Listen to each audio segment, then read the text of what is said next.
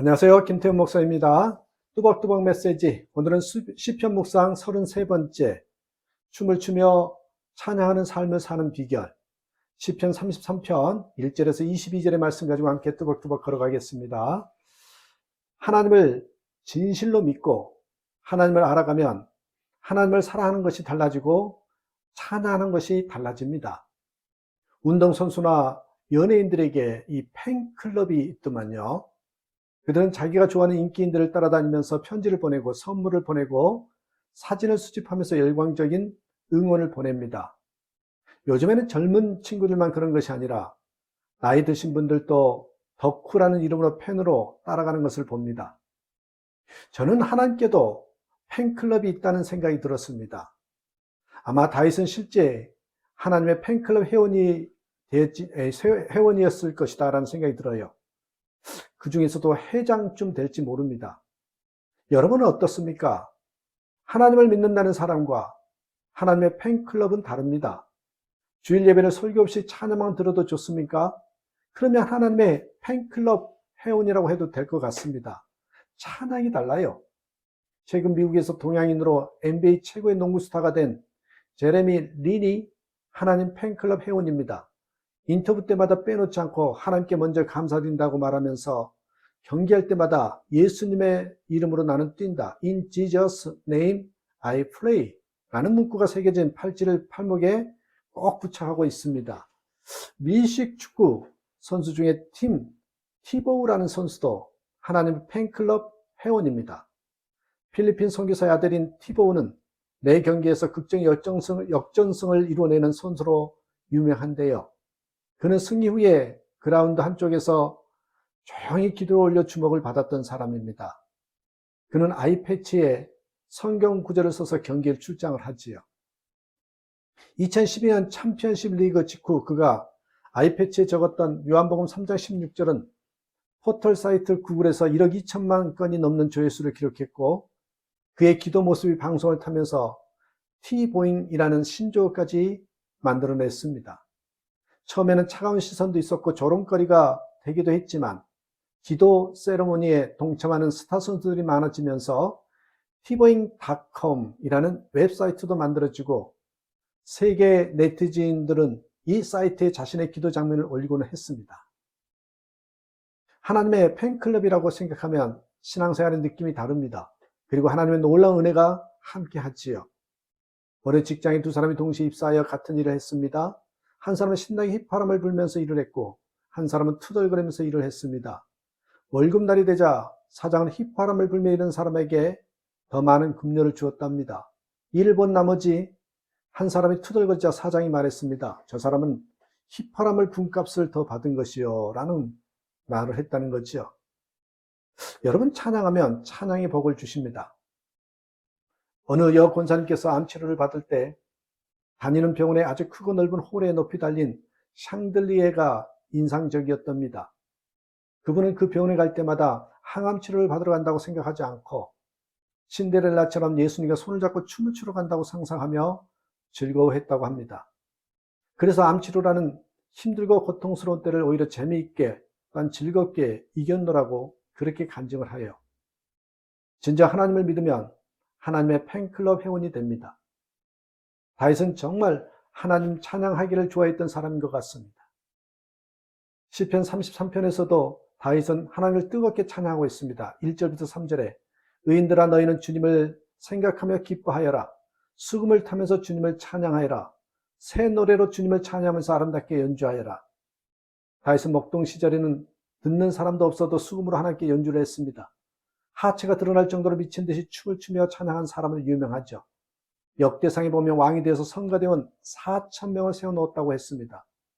다윗이 그처럼 하나님을 찬양했던 것은 그가 하나님을 알았고 하나님이 좋았기 때문입니다. 이것이 하나님을 기쁘시게 한 것입니다. 하나님 입장에서 한번 생각해 보십시오. 인상만 쓰고 앉아있는 사람들도 많은데 얼마나 사랑스럽겠습니까? 그래서 복을 받은 것입니다. 하나님을 알면 어떤 형편에서도 찬양하면서 살게 됩니다. 어려운 환경에서도 찬양하지요. 다니엘의 세 친구는 풀무불 앞에서도 하나님을 찬양하잖아요. 욥은 자식들이 다 죽고 재산이 사라진 재앙을 당하는 중에도 하나님을 찬양하였습니다. 사도는 매를 맞고 감옥에 갇히는 핍박 중에도 하나님을 찬양하였습니다. 세상에 죄짓고 사는 사람 많고 사기꾼, 술꾼, 도박꾼이 많고 좋은 조건을 가지고도 외로워요, 힘들어요 하는 사람들이 많은 것은 하나님을 모르기 때문입니다. 호세아 4장 1절에 이스라엘 자손아 주님의 말씀을 들으라. 주님께서 이 땅의 주민들과 변론하신다. 이 땅에는 진실도 없고 사랑도 없고 하나님을 아는 지식도 없다. 6절 내 백성이 나를 알지 못하여 망한다. 시편 33편에는 구구절절 하나님에 대한 다윗의 신앙 고백이 나오죠. 4절에 주님의 말씀은 언제나 올바르며 그 하시는 일은 언제나 진실하다. 5절 주님은 정의와 공의를 사랑하시는 분, 주님의 한결같은 사랑이 온 땅에 가득하구나. 6절에서 7절을 주님은 말씀으로 하늘을 지으시고 입김으로 모든 별을 만드셨다. 주님은 바닷물을 모아 독에 담으셨고 그 깊은 물을 모아 창고 속에 넣어두셨다. 18절에서 19절에 그렇다. 주님의 눈은 주님을 경외하는 사람들을 살펴보시며 한결같은 사랑을 사모하는 사람들을 살펴보시고 그들의 목숨을 죽을 자리에서 건져내시고 굶주릴 때에 살려주신다. 다윗은 하나님에 대하여 너무나 깊고 풍성히 알고 있었습니다. 그래서 더 기쁨이 넘쳐났던 것입니다. 우리에게 정말 필요한 것은 하나님을 아는 것입니다. 교회에서 말씀을 전하는 것이 저는 너무 좋습니다. 그런데 요즘 유튜브를 통해서 말씀 전하는 사역도 너무 좋습니다. 물론 저에게는 만만치 않는 일입니다. 때로는 무리가 될 때도 있습니다. 그러나 그 어떤 것과도 바꿀 수 없는 기쁨이 있습니다. 주님의 일을 한다는 마음도 있지만 저 자신이 하나님에 대하여 더 알아가게 되어 간다는 것이 너무나 좋습니다. 어느 목사님께서 나이아가라 폭포에 다녀오신 이야기를 하셨어요. 나이아가라 폭포 근처 호텔에 묵으셨답니다. 아침에 일어나서 나이아가라 폭포를 보려고 창문을 열었는데 아침에 바라보는 나이아가라 폭포가 얼마나 장엄한지 정말 가슴이 쿵쾅거리더랍니다. 그렇게 폭포를 보고 황홀에 빠져 있는 순간에 동쪽으로부터 마치 태양이 떠오르더랍니다. 해가 떠오르기 전에 이미 사방 그 끝없이 넓은 곳이 붉게 물들더랍니다. 갑자기 무지개 같은 온갖 색깔들이 하늘을 쫙 덮더니 이글거린 태양의 불덩어리가 쑥 올라오는 겁니다. 그 태양을 보면서 나이아가라 폭포는 억만분의 1도 아니더랍니다. 하나님의 창조물이 이 정도라면 하나님은 여러분 우리에게 얼마나 위대하신 분이십니까?